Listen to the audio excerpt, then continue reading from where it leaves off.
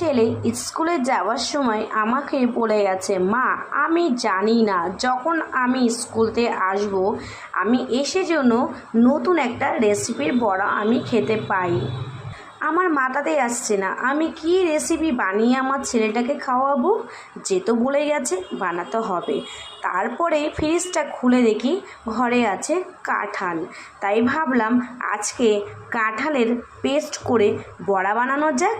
নতুন নতুন রেসিপি হয়ে যাবে, ছেলেটা খুশি হয়ে যাবে। আর কে কে বানিয়েছো কাঁঠালের পেস্ট করে বড়া অবশ্যই কমেন্ট করে জানিও। আমি কিন্তু এই প্রথম বানাচ্ছি। এর মধ্যে কী কী দিয়েছি আর কী কী দিয়ে বানাচ্ছি যদি তোমাদের জানতে চাও অবশ্যই কমেন্ট করে জানিও। আমি নেক্সট ভিডিওতে তোমাদের দেখিয়ে দেবো পুরোটা কিভাবে আমি করে বড়া বানাচ্ছি। তো চলো আজকের ভিডিওটা আমি এখানেই টাটা দিচ্ছি। আমি ততক্ষণে বড়াটা বানাতে থাকি।